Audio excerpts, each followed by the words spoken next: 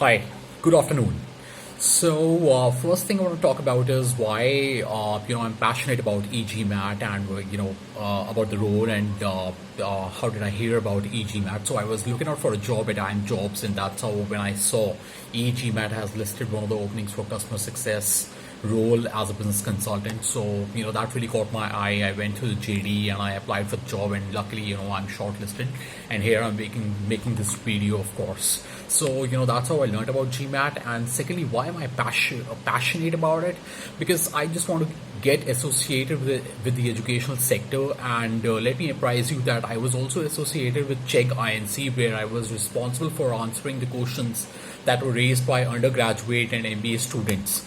So I think that was a fantastic experience I had, because I had the opportunity to look back to where am I coming from, because I'm also an MBA. So I could actually give them a correct perspective of how to look at the questions and how to look and how to actually articulate the answers in a perfect way so that it can actually be very close to real life situations. So I think that was one thing that I was really passionate about, and this is the second thing I want to passionate about. I want to and I need to, I think, out of the urge of the passion, need to learn about what these students are actually going for, because they're going to be in the top B schools all over India. So I just want to know, what kind of challenges are they facing, how we can help them. And more importantly, I think, nobody should be wasting an year. So, they should get admission in one of the top B schools, of course, which they are eyeing for or what they are aiming for. So that's why I think that's where my passion lies. How can I help them? How can I really support them? How can I actually be a helping aid to them? So I think I'm really passionate about being attached to the education sector, and that's what makes me actually apply for this particular job. So that's about it. Secondly, of course, my career trajectory. I think it has been a roller coaster for me, because I started off my career with something that I didn't like. I didn't know that I would not like it. But after working for 1 year in ICICI Bank, I realized that banking is something which is not my cup of tea. So I had to quit that particular job and join the research aspect. So I joined S&P Global Market Intelligence, which was at that point of time known as Capital IQ, and I worked over there for about 12 years straight.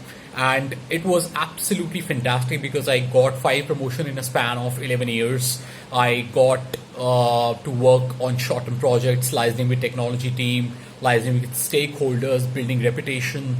So everything was absolutely, I had to be on the toes all the time, and my manager actually supported me throughout.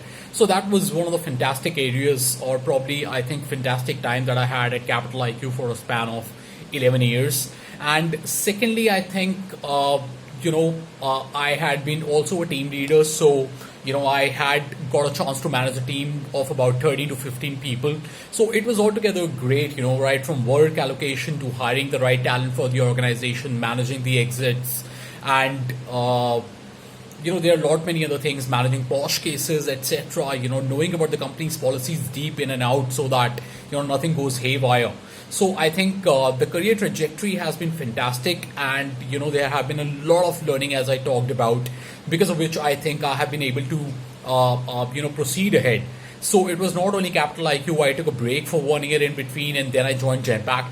Genpact also was a very good organization to work with, and it was fantastic. Though the span was very short, it was just 1 year, but I think I have been able to learn a lot from Genpact as well.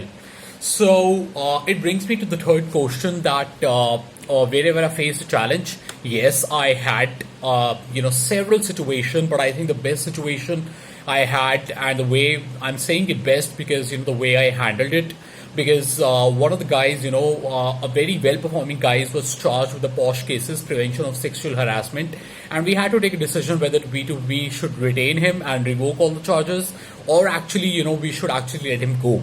So the approach that I took was absolutely with company's policies and procedures.